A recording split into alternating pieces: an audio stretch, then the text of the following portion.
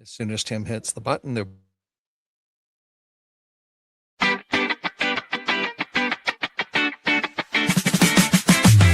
This ain't your grandpa's ham radio, no sir. Grab your rig, hit the trail, mindset on fire. Parks on the air, we're activating the wire. Summits on the air, climb high, scream CQ, portable power. No shack, just me and you. Experiment wild, break the old rules. Contesting pile-ups, we're owning the fools.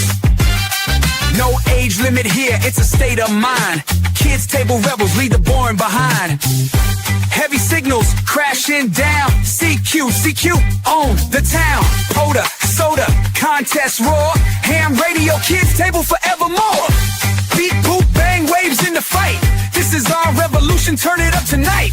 Kids table, not your grandpa's ham radio, your future on the air. QRT out.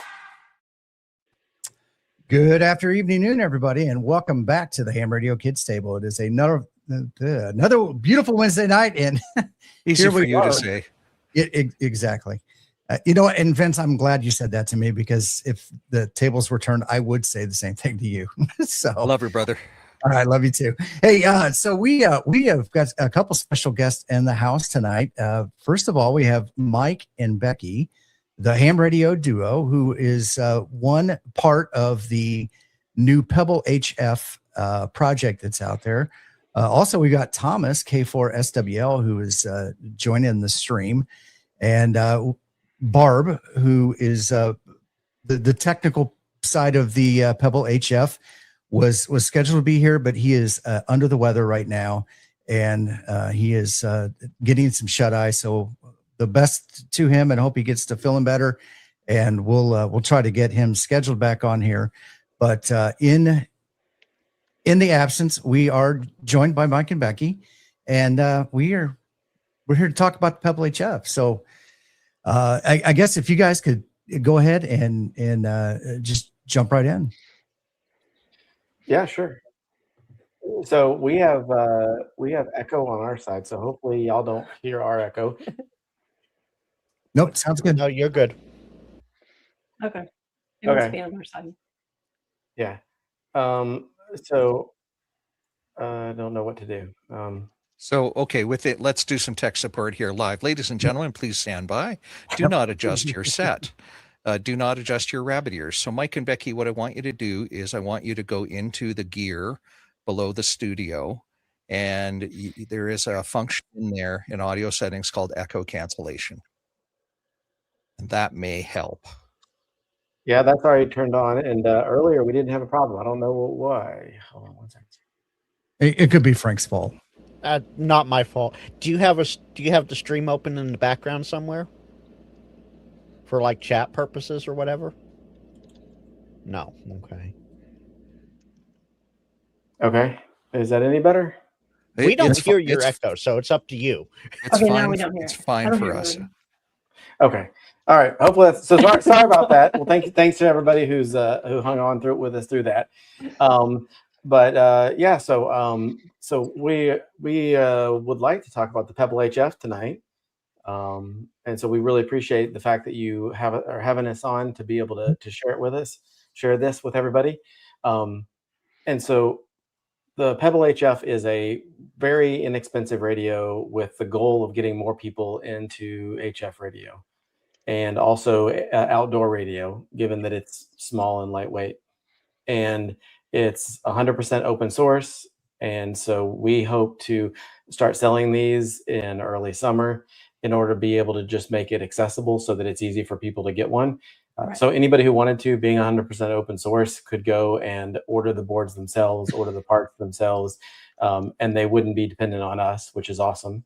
It's just that there is it is quite a bit more expensive if you just bought quantity 1 or 2. And so we're organizing the logistics of it just so that it is much easier than having to know how to do all those parts, and then also having to do it in a quantity that would bring the cost down.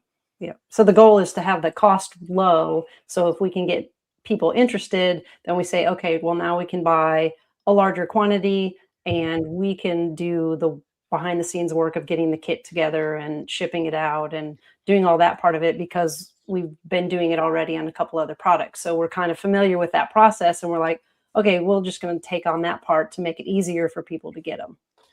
Okay. Okay, go ahead. So if I understand, if there'll be basically a bill of materials that if somebody wanted to buy the individual parts and pieces, they could do that, or there would be some form of like a sign up for a group buy, and when you guys hit a certain number, you would purchase the materials, receive them, and then kit them up and send them out. So it actually will be even easier than that. So Okay. we have set up a website for the Pebble called pebblehf.com. Okay. And you can't buy it right now, but once it's available, you'll be able to scroll down to the bottom and buy it directly from us. And our goal is to make it and keep it in stock so that anybody who wants to get it could order it and then get it shipped to them within a couple of days.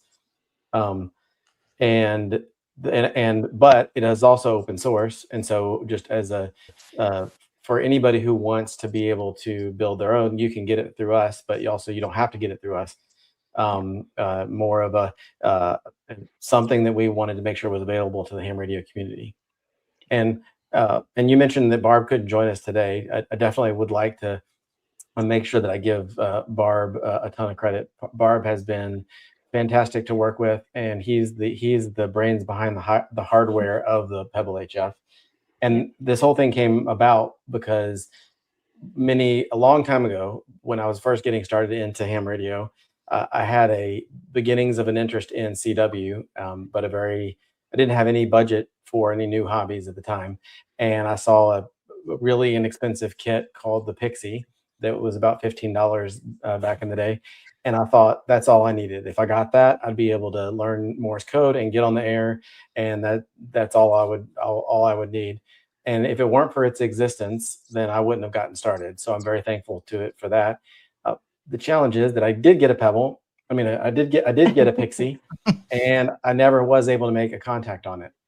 And so I've been, had this background passion of I wish that there was a way to be able to use modern technology and more modern designs to be able to come up with something that could still be ultra low cost. And there were already lots of great radios out there, but something that was so inexpensive that you didn't have to give it a second thought. You just like, I'm kind of interested in this hobby, but okay, I can, and we all have that on the voice side with the Bofang and other radios, handheld radios. So something like that for HF. And so it turns out that somebody who had gotten one of our antennas said, "Hey, I'm getting this to use this with this radio called the Tiny DX." I was like, "What's that?" It's like, it's this little bitty radio you can use for digital modes that is powered with just your phone. And it's less than a watt, but it's powered entirely by your phone. You don't need a battery. And I was like, "Oh, that's so cool." So I reached out to the designer, this guy named Barb, and didn't even know who he was at the time, and said, "Oh, hey, I heard about this little radio. He sent us one. We made a video about it." Becky had never done FD8 before, so she did it just, she's a 99% CW. Yeah. And so it was a learning experience. At the time, we were both studying for our extras also, and we hadn't really done much digital mode at all. So we thought, all right, we're going to get this little tiny thing and play with it. And that kind of got us connected with Barb. And then in talking to Barb and just telling him how great the device was, he's like, "Man, I wish we could have something like that, but for CW." And then it just kind of evolved from there. And he's like, "Yeah, adapting that for CW would be like a ton of work. But we could get the USDX radio." I made a mono band, or no, he sent me a link to a mono band version of it. Still, I'm clueless. Didn't realize that Barb had designed it. And he's like, "Well, you could just use that." And then I was like, well, can you connect me with the designer? So then I realized how ignorant I was. Oh, wait, you are the designer. And so for clarity's sake, for anybody who doesn't know, so there was a QRP radio called the USDX, and it was a precursor to an also very well-known radio, the True SDX. And the USDX had origins with I should have learned my lesson about being ignorant before and learned all the ins and outs. But my understanding is it started life as a modification to the QRP Labs QCX radio to be able to add SSB capability to it, and then became its own independent radio. And so the Barb was the hardware designer for the standalone version of the USDX radio, and then he had already made a monoband variant, and so we collaborated with him. We'll make a monoband variant to keep the cost low, and then we just did lots of tweaks to make every change we could to be able to keep the cost low. And so many iterations later, Yeah. and lots of different design decisions. I guess there's always trade-offs in anything, and so anytime we had to make a design decision, we made it based on cost. Also based on how easy would it be to build. Like I think that's some people's entry point of a kit is, no, I'm not going to touch a radio, especially not an expensive one, because I'm just going to blow it up. I'm going to break it or it's not going to work. Mhm. And so part of it was how easy could we make it to build. So some of the decisions were, can we make that a surface mount part? Can we get rid of a toroid? Can we do all these things to make it easier to build? Yeah. So in the end, there's 14 parts that are all surface mount and 2 toroids. 14 that are not surface mount. They're through hole parts. Yeah. So one of the design decisions to keep the cost low is to make it as surface mount parts as possible. Yes. So that when you get the board and as a kit, it has as many parts as possible already on there. Okay. Now I did see that you guys published, I think it was last week, a video, and I believe if you go to Pebble HF, it's also on that site, of a video of Becky actually building the kit. Right. Yeah. How was that? And have you built other kits before? The first thing I ever built was an antenna. I did one of the K6 ARK antennas. That was my first soldering experience probably ever. Okay. And then I did QCX Mini. I did the QCX Mini. And that's if I were to compare, yeah. And it worked, believe it or not, it worked. There we go. Yeah. But if I were to compare the difficulty level, it's probably, maybe a quarter of as hard, a tenth of as hard. It's really pretty beginner level. If you can solder, some basic solders. Probably the hardest part is the LCD. Thomas, you can chime in on that. Yeah, I was going to say, I got a very early prototype of the Pebble HF. I've got it here. And I just used their video. They had like a version 1 video that they shared with me of how to do the build. And I mean, it didn't take me, I think, longer than 40 or 50 minutes. And that's mainly because I was taking my time doing it. I was really trying to take my time. It really was a quick build. There are 2 toroids to wind. One's like 7 winds and one's 10 winds. I mean, you could do that in your sleep. It's not tight. There aren't multiple winds on the toroid. That's one of the things with like the QMX and some of those radios are really, really wonderful radios. But for a new kit builder, that can be a little intimidating, just the toroid part of it. The toroids are so easy to do in this, and their video is excellent. I mean, it makes it so easy to do the build as well. Yeah, and Thomas was our very first early supporter. Yes, he's like, I want to get the first one. I want to get it out there and get it on the air. So we thank you very much for that. Yeah, absolutely. I wanted to support it right up front because the way they've got this set up, and they may speak to this, but the very early supporters are kind of paying it forward for other people in the future so they can get their economies of scale in place and get things going, with their group buys and everything. And I was very happy to do that because I love the idea of the project. So absolutely. Yeah. And before we get too much further, you mentioned, we compared this a little bit to some other radios. I did want to say that this is not meant to compete with the other great radios. And if you already have your eye on a radio like the QMX, I would say definitely go get it. I mean, if you have the budget to be able to get one and you're interested in one, the QMX is going to outperform this radio. And it's almost like, starting off as trying to create something like the Pixie, something so inexpensive that you don't bat an eye having to pay for it, but then have it actually be usable enough to make contacts easier.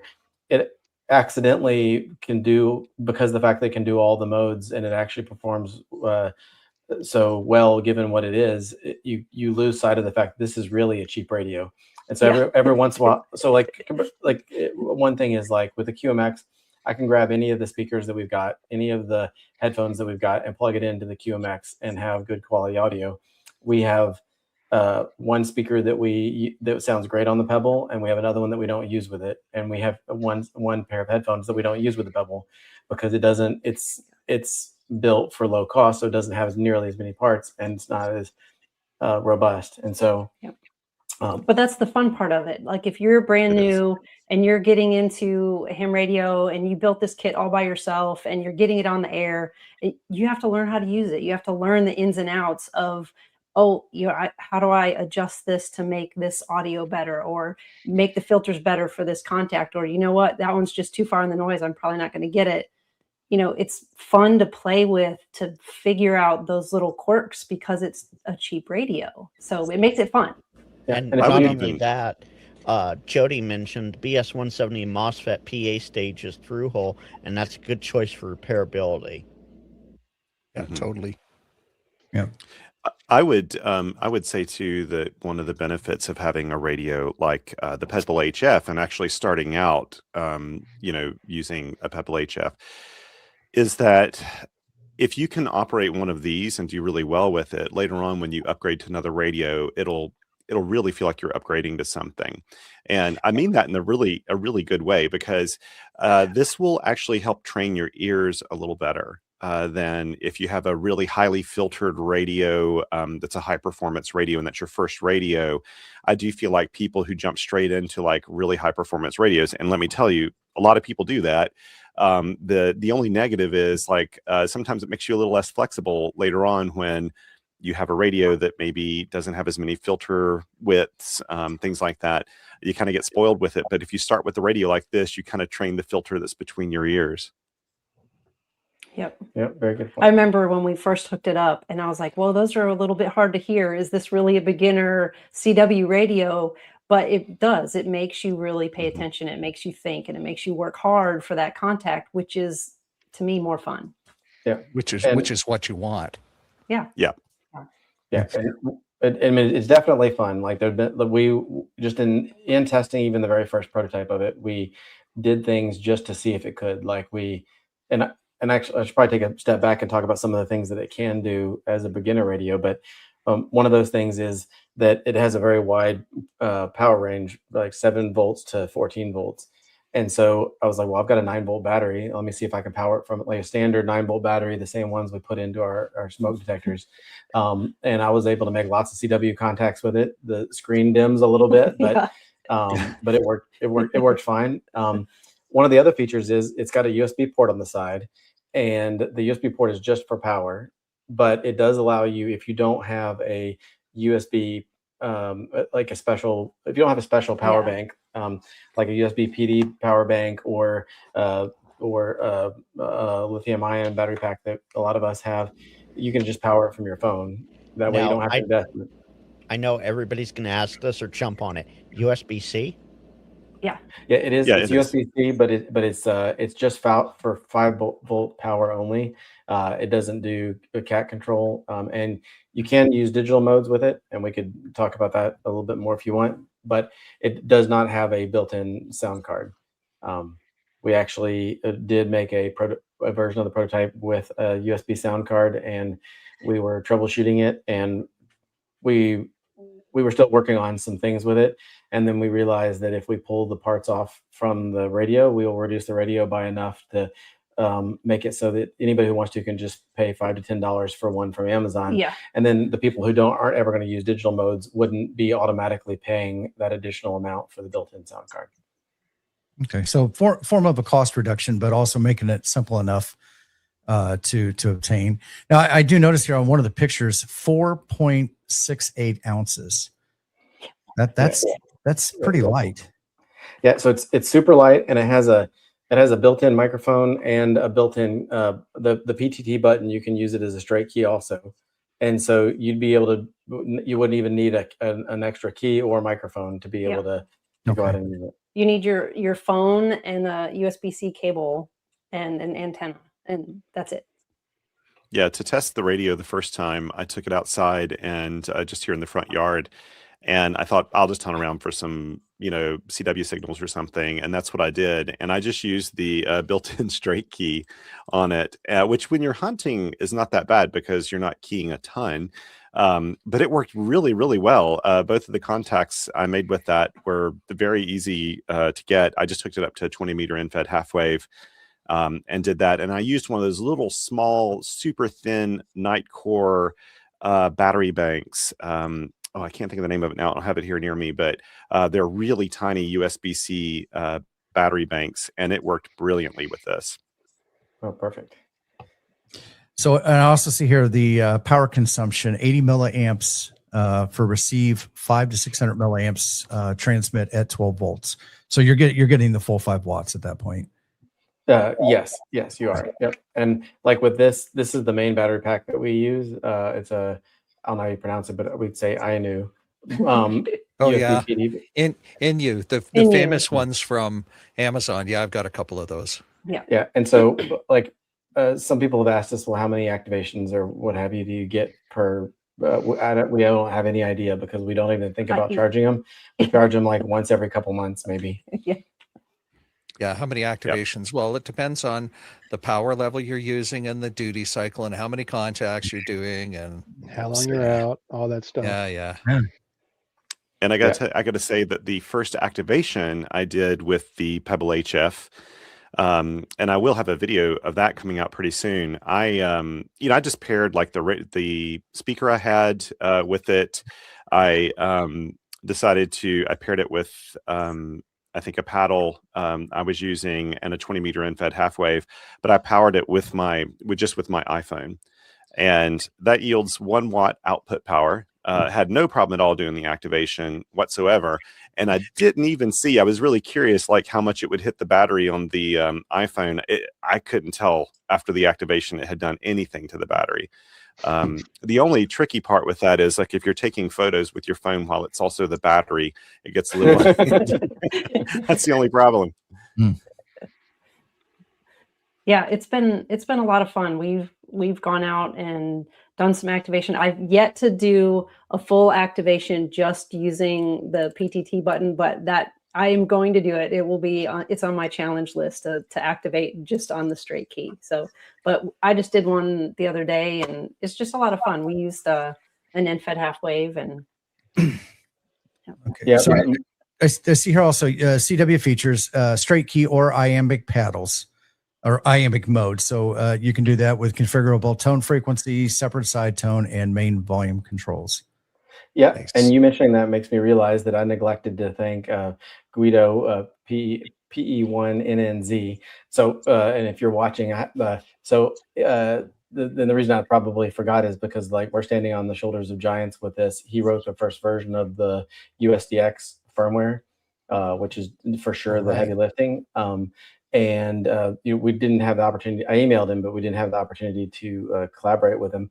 But being open source, his gift of making it open source is what made it possible.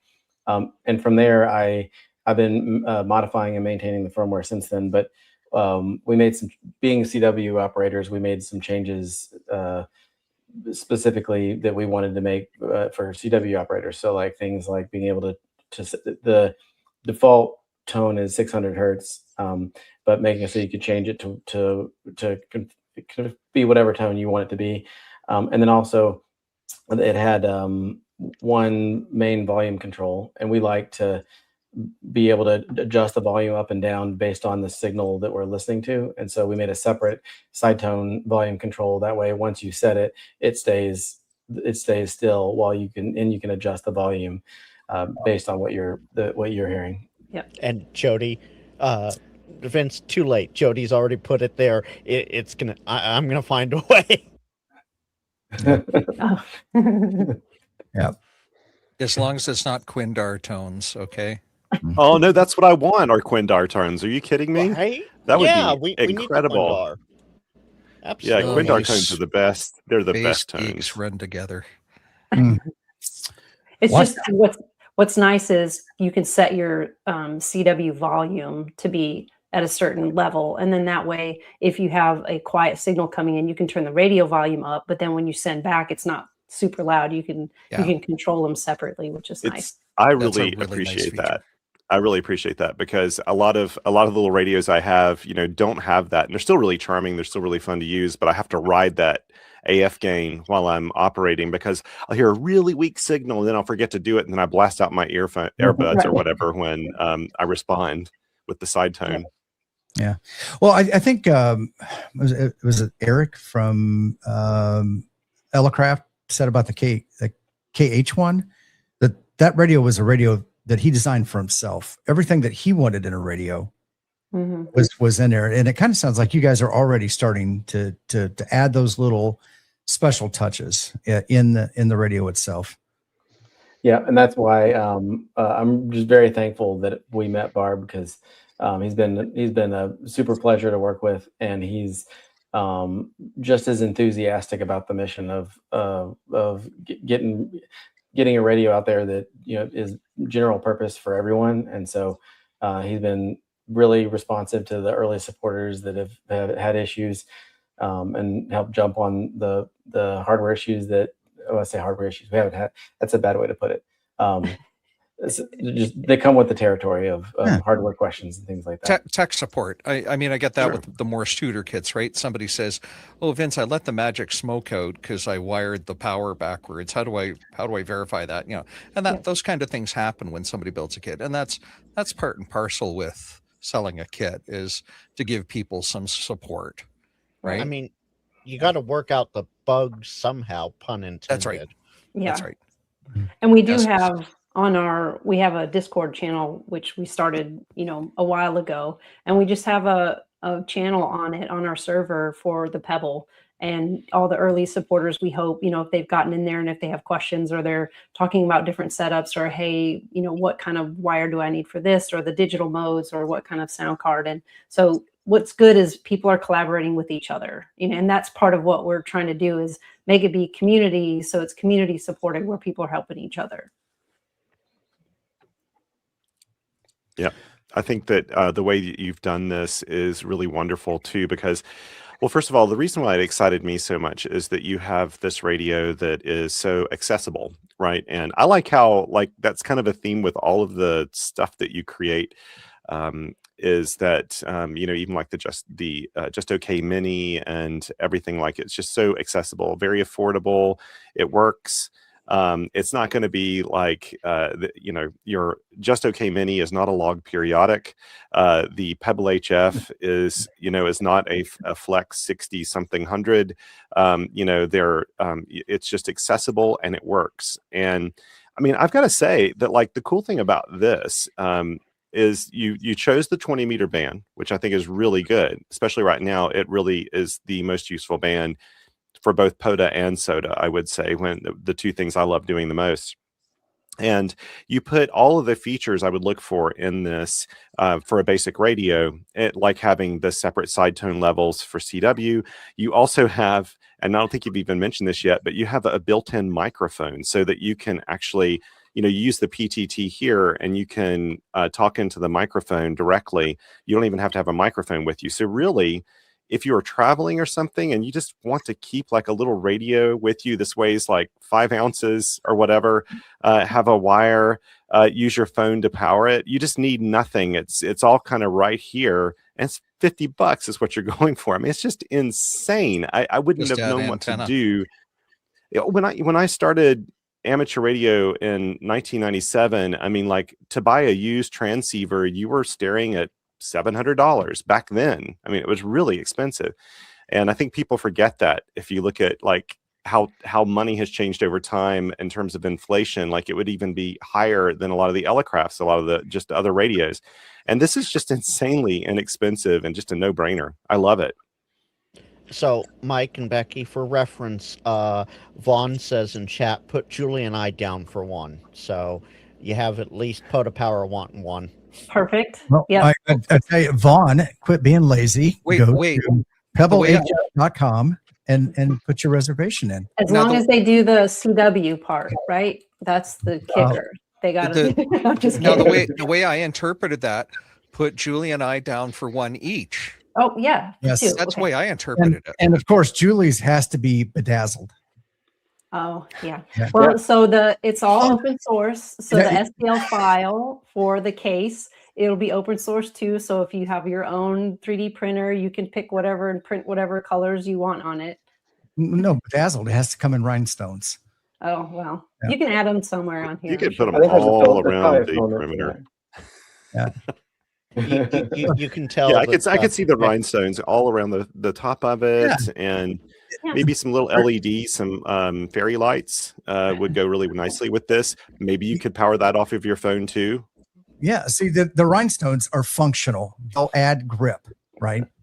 Especially when you're hiking up on a soda. There, you want that extra grip. I'm sorry, Tim. There's soda in Florida. There's really. There's red ant mountains. They're pretty big. Right. Okay. Sure. I've seen them. Sure. seen Let me I'll just check go the climb Sodom- that. I'll check Sotless. Let me just go climb that 4,000-foot mountaintop across the way real quick. Yeah. Yeah, no, they might have to travel to get to some soda because there's nothing in Sotless there. But if they get into Georgia, There you go. See, they're not far from Georgia. They were just up there, I think. and What we got to do is we got to take the Pebble HF to the Taco Bell soda for a hamvention. Oh, there you go. And we are going to Hamvention this year. We'll be up in Dayton. Hopefully we'll have some, not necessarily like a production, a full batch of them or anything like that, but at least a couple to demo and show and add to the sign up. So I actually met Barb last year at the 4 days in May. Do you know if he'll be set up there? Okay. He's going. He's going, and we'll be there when and he will at least have a Pebble to be able to see in person there. And our hope is to have them available early summer. And to add a little bit of more detail there, we want to get them out as soon as we can. And we know that there's going to be enough demand to where we probably don't want to just do it all, release it all at one time. So we'll probably be releasing them in batches, and just to allow us to ramp things up and everything. And one of the things we want to be really careful about is the firmware. So our goal is to make the firmware good enough to where we know that all of the normal use cases that people would have, that it works well enough to where nobody would ever have to update the firmware. But it is software, so we know that we're already chasing a couple of bugs.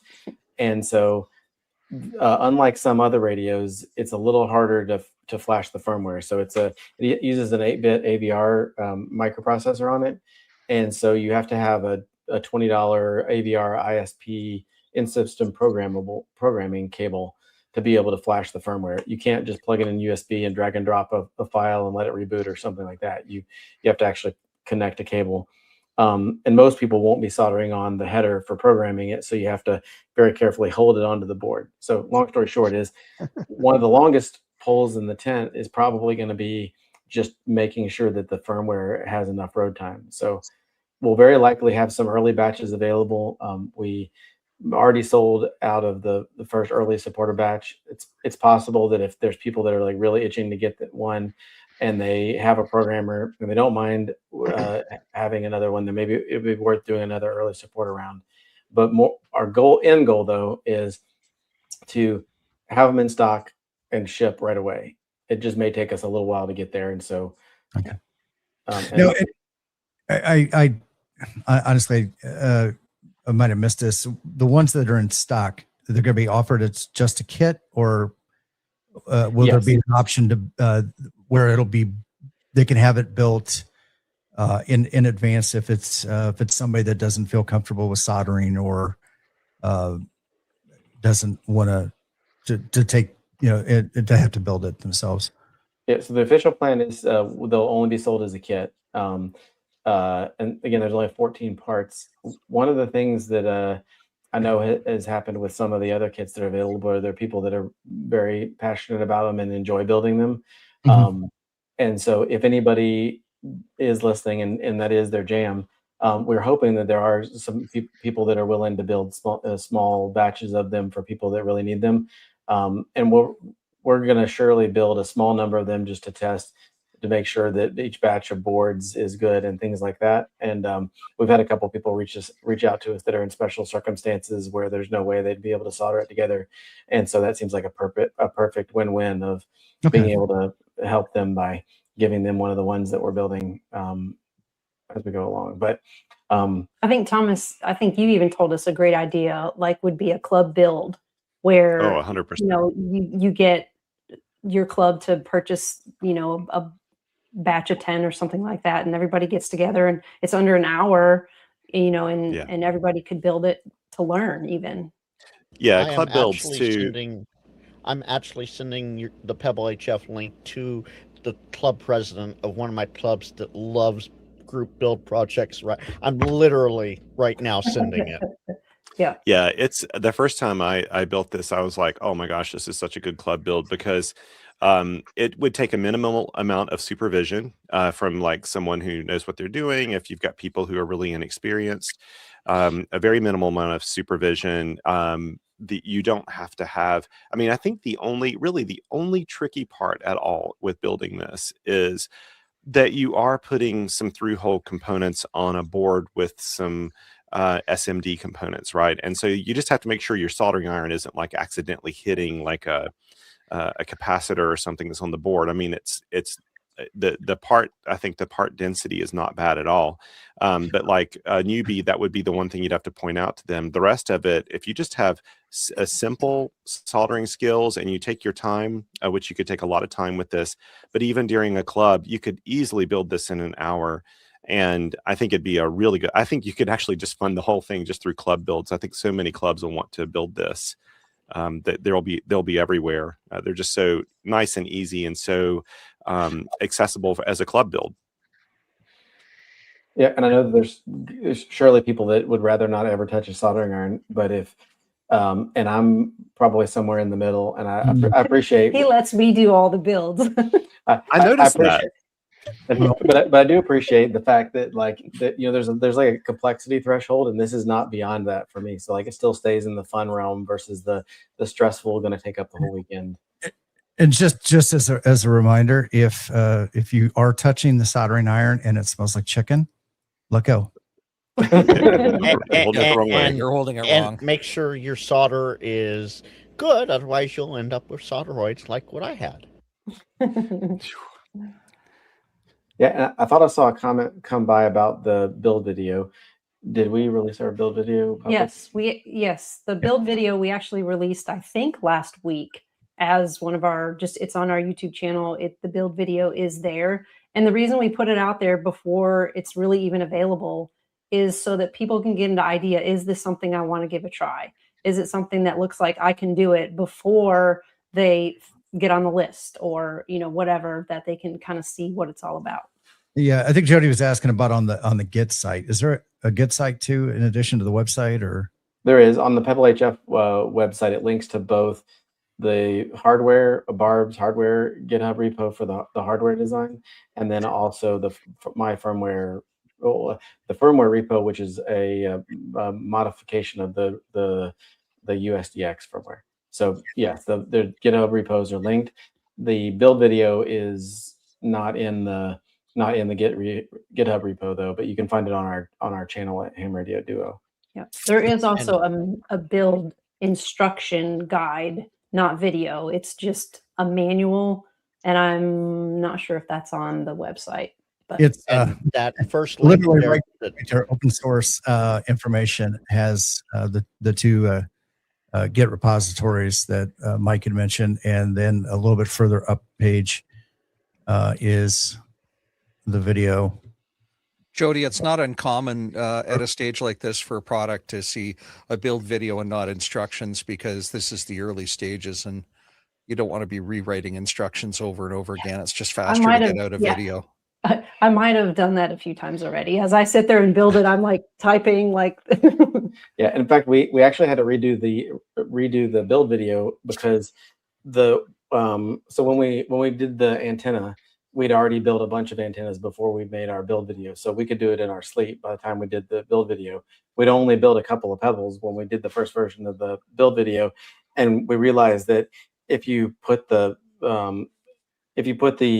Yeah. LCD on first, you can just lay it down flat and solder it really easily. If you put all the parts If you on, put this on first, then when you go to put the LCD on, it's tipped to the side and it's harder to get it flat. So just by building a few of them, we're like, oh, it's easier if you actually do the LCD first, you know. So some of those things was as we built more of them. Lessons learned is Yeah. always Yeah. a great And experience. other tips. Failure is a great learning experience. And not that this was a failure, but you discovered an issue and figured out how to work around it to make it a little bit better.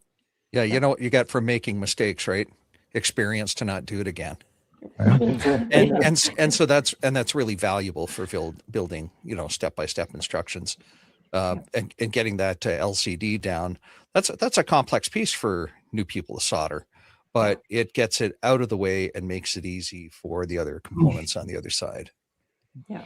And then if you want to, like, here's an example. This is like the first version versus how they went down in size just by Barb adjusting where the hardware was and where everything was and a couple of parts coming off. And so he really was trying to bring those back up again, and Tim, embiggen her, but put them on top of each other. Otherwise the vertical view isn't going to see them both at the, and bring them, look at the vertical view over on the side. There you go. There you go. Yeah. So this is one of the early versions, and then this is the final version. Yeah. So he moved the switches and moves things underneath the LCD. So it was just a lot of collaboration to how small can we get it, how inexpensive can we get it, and how easy to build. And one of the core principles was, in terms of trying to keep it inexpensive, was trying to make every single part that's possible to be able to be a surface mount. And we went through a couple iterations where Barb was like, I was like, well, are there any other parts that can be surface mount? And then Barb was like, oh, I found another one. Yeah. And be back and forth like, yay, I found another one.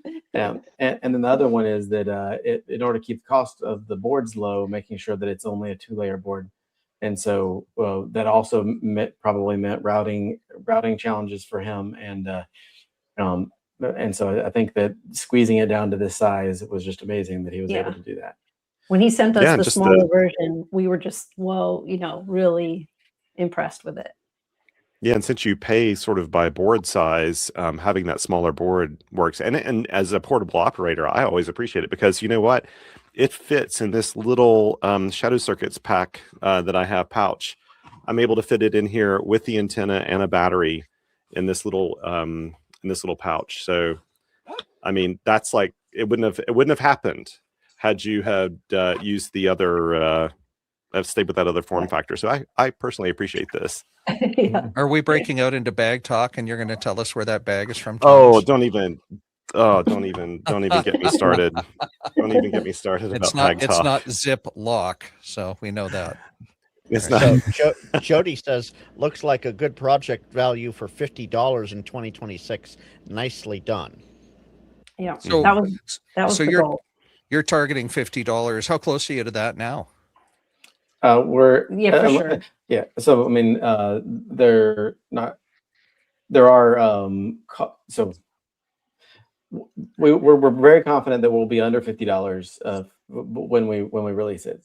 The only thing that could even add additional risk to that would be, unknown things like tariffs and stuff like that. And there's already a lot of tariffs that are already built into it. I would say the biggest challenge, and this is probably worth talking about, would be international sales, because we do ship to several countries already with our antennas, and we're far from experts on international shipping. But it's common sense that for a radio that's all about cost, it's really unfortunate if it becomes no longer low cost just because of the cost of shipping from the U.S. And so we are, but being open source, anybody would be able to also sell them. But we are looking to find a good partner that would be able to handle the logistics in a reliable manner, and we could help them in Europe. And so we actually had to delay a call with somebody who had volunteered for just such a thing, and we haven't been able to meet with them yet to just talk through the details. But the hope is that we'll find at least one source to be able to help share a recipe with, so that they can handle all the logistics in a different part of the world, so that they can ship from there and not have it be as expensive as it would be for the end user having to ship it to them. I have 2 points of contact I can give you after stream for UK and Australia. Okay, Yeah, that'd very be great. Yep. And Australia is a big challenge for shipping, just because of the cost. In some cases, I'm hearing $40 for some basic stuff just to get from like the United States to Australia. So having a local resource there will probably make that a lot better. Yeah, and I'm sure there'll be some things to sort through in that, like, you know, we can share where we source our parts from with, you know, whomever that might be, but it may not make sense for somebody in a different location to source the parts from the same place. They may be able to get the same parts cheaper. But, you know, we evaluated multiple different vendors for different pieces and know which ones didn't work for different reasons.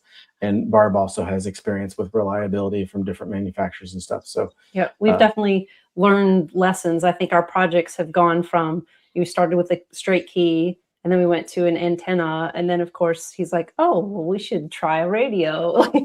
But What's we've next? learned along the way. You know, Satellite next.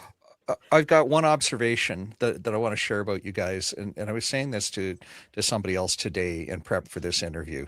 So first off, y'all haven't been hams all that long, and you just dived in with both feet, and just that little story you've just told exemplifies why it's so great for us to watch you and your enthusiasm and support you, because let's just try this thing, and the next thing you know, you're building a radio. It's just like most people would like buy wire and stuff, and, you know, spool wire up and sell it, you know, something simple, straightforward. You guys have just dived in all 4 feet at once. Yeah, literally. Right? Yeah. Yeah, I think with almost every single thing, it's one of those things where it's like, if you knew everything up front, you might not have even started, because it's so much. Yeah. But it's but the journey is the fun part, right? Yeah, we're having fun doing it, like the process, and all the people that reach out to us and are having so much fun on their Just Okay Mini. And just Thomas, I mean, when he put a video out and he's used his phone, I think, to power 1 watt. Oh no, he's like, well, let me just see how this works. I'm going to crank it down to 1 watt, and he got Great Britain, like Geo, and I'm like, okay, it's great. It's so much fun for us to watch people using a product like that, and it's a lot of fun. Going back to the price point real quick, I just got a response from the club president I'm talking to. He wants to know if there might be a club rate for, you know, bulk purchase type thing. Yeah, so there's definitely something. So my first reaction is to think that at least probably not. So our end goal is to make it as affordable as possible. So we're not baking in, you know, very much margin for things. I think that there's, it would depend on how it went long term. So the cheap part of it is us. We're trying to get more radios out. We're not trying to make this be a business. Like, it's really about how cheap can we make it. And so, you know, we have a little bit of because we have to ship, and we have to time invest to put the kits together, and the boxing and the shipping and the support ish. There's this much built into it to make that be able to be available. But the goal is really to just get more out there. Yeah. And one of the things I would tell, you know, anybody that we end up being able to partner with that maybe are in other parts of the world is the kind of things that we'd have to discuss is that, like, we know from making the antennas and stuff that stuff happens. And so, you know, we'll be like, okay, we keep running out of this one part. Let's go place this giant order. This will be great. And guess which one gets lost in the mail. And so, you know, there's some amount of like having to pad for uncertainty for when all those kind of things happen. So far, I think almost everything that could happen has happened at least once. Yeah. And so just making sure that none of that is such a stressful event that it's, you know, something that's really going to be painful versus hardware inventory for kitting and that. I mean, my buddy and I go through this with our tutor kits, right? And we run inventory checks once a month. We're ordering once a month, and we're always order extra because we know there's going to be defective displays or whatever. It's just the nature of the beast to what it is. And you'll spend a lot of time doing that, but it's so rewarding to see the product out in the market. Yep. Yeah. We're excited. Even the early supporters that have them and have started using them, and feedback and things that we can improve on, and some firmware things that we're working on. But it's a lot of fun. I've actually used this now. I was gonna say I've used this with. I'm going to use it with a Just OK Mini. I haven't done that yet, but I will. I've used it with an in-fed half wave. I've used it with the tiny Gallant antenna from N6ARA. I had one of those, and I was like, well, heck, it's 20 meters. I'm going to make this work, and I can like dial in 20 meters on it. And made a couple of contacts with that just here in the yard, and it was really fun. I mean, I think the thing about this too is when you have a radio that's this accessible and this affordable, you can get a little bit more adventurous with what you do with it, right? You're not taking out like a $2,000 radio in a pack or something. And I know a lot of people that they don't even want their radio to have more than like a 1.5 to 1 SWR. They're like, oh my gosh, I don't want to harm my radio. And actually radios can take much more than that. But I always feel like with radios like this, it's like, experiment, like, play with it, see what you can do. And I think that there's a lot of fun in having limitations on what you can do. So like this is one band, it's 20 meters, but 20 meters, you can do a lot with it depending on the time of day. And I think that there are probably going to be little DX challenges, like for people that could maybe get close to doing DXCC or something using the Pebble HF on all the modes, like single sideband CW and then FT8. With FT8 on this, you could do a lot of countries, I bet you. With the Pebble HF, and that would be awfully fun too to have some Pebble contests in the future where you have several hundred of them out in the field. And I think that would be something you could probably coordinate it on your Discord site no differently, and actually have a coordinated Pebble HF relay of some sort. Yeah. When we actually ended up with the early supporters, we ended up with 2 early supporters who made a Pebble-to-Pebble contact, and they didn't realize they didn't know it. Oh, yeah. That's funny. That's great. It was Forrest. It was Forrest and Scott, yeah. NB0W, and Scott actually recorded it. He had just built it the night before. He went down and he's like, I'm just going to hunt some POTA on it. He turned on his camera, he started recording, and he sent it to us. And I was like, oh, that's cool. And Forrest at the same time, he was like, I think I'm going to go activate on the Pebble today. And I put 2 and 2 together, and I listened to the recording, and I was like, he just got Forrest. And then we put it together, and they had contacted each other. So it's really kind of cool. It's actually in our release video. We incorporated that video of what it sounds like with the 2 of them. So it was really kind of neat. That is awesome to have the first documented recorded HF Pebble or Pebble HF to Pebble HF contact there. So a lot of people don't know this, but Vaughn of POTA Power and myself, we believe we had the very first IC 7300 Mark II to IC 7300 Mark II POTA contact.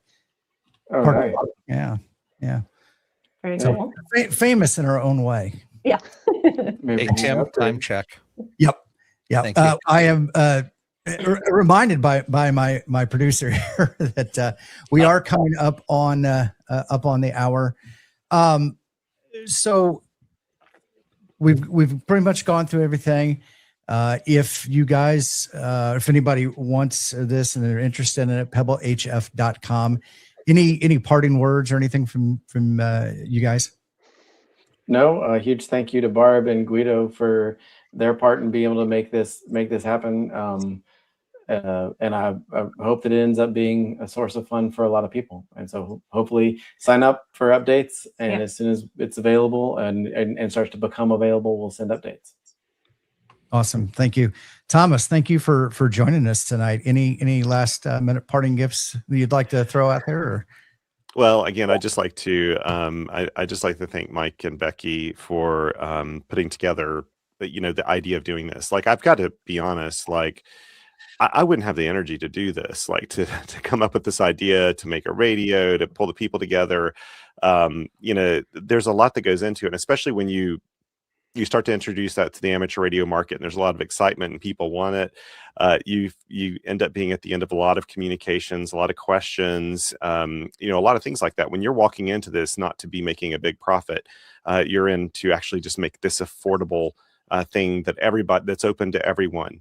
And I love the fact that you did this. It's the reason I wanted to be like, I was like, I want to be your first supporter, your first, you know, early supporter, because I just really believe in this sort of thing, like making amateur radio accessible and fun, and getting people to build things that they're maybe uncomfortable building. This is a great first project. I can't even think of too many kits out there that are as easy to build as this. I mean, this is actually a pretty easy build. If you've got someone there with you that knows what you're doing, just look over your shoulder. If you've never done it before, go for it. You can make this happen, and you can hop on the air the same day you build the radio.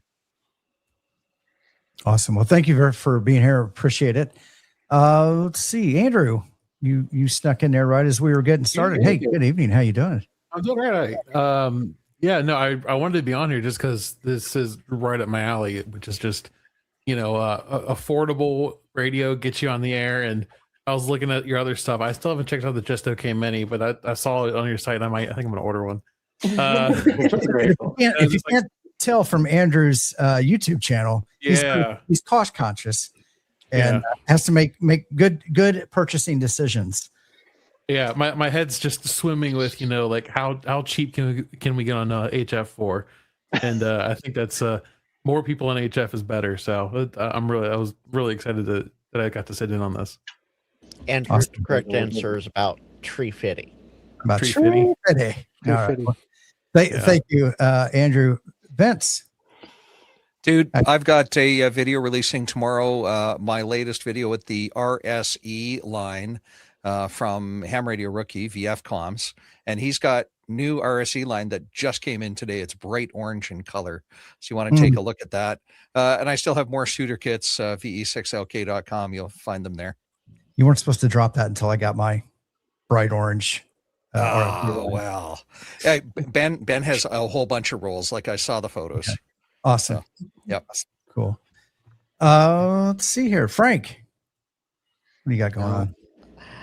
Not a whole lot, just the usual. I'm sitting here dropping channel links and whatnot. I've been dropping Pebble HF all evening, dropped Thomas's channel, dropped Ham Radio Duo's channel.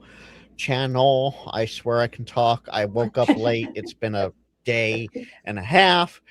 You know where to find me. I'll leave it at that. Nice and easy. Jeff, what about you? Oh, boy. What about me? Oh, boy. Finally got a video just about done. It's taken me a while to do because there's just so much I had to do for it.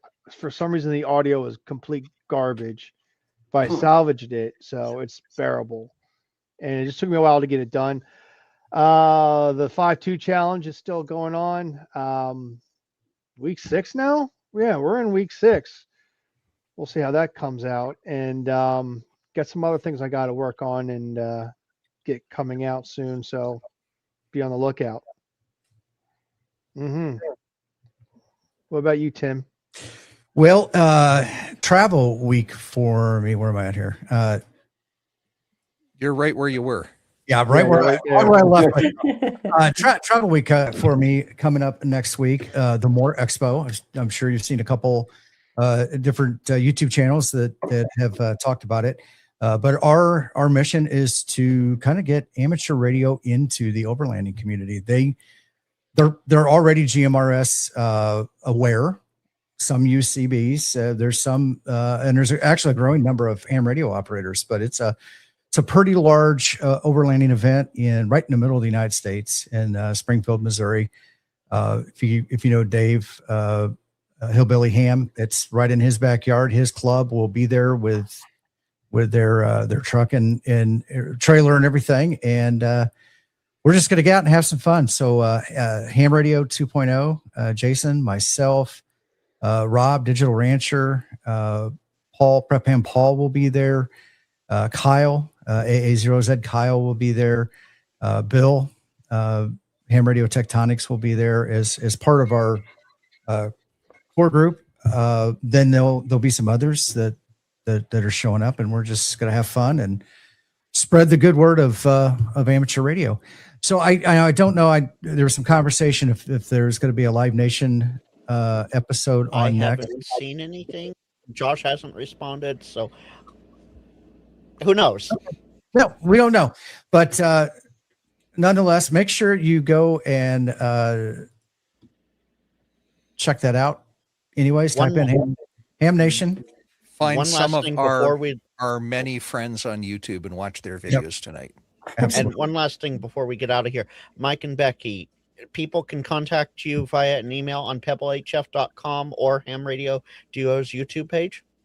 Yeah, or on the Discord would be a On- good way to do it on our Discord. I don't channel. know how many of these people have Discord, but just to cover bases. Our email is good on QRZ, and then when you go to the shop, it's there too. Yeah, there's a contact us on shop.hamradio.com. Good on QRZ, and on learnmorsecode.org.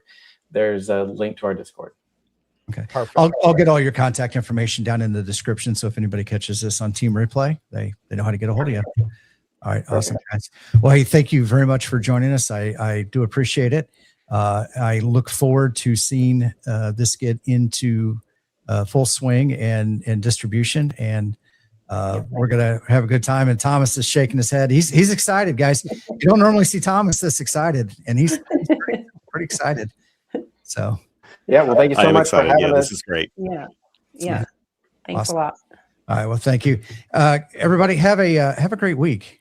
Get outdoors, enjoy the outdoors, do a POTA activation, a soda activation. Just go play radio. So we'll talk to everybody later. 73. Bye, everybody. Everybody.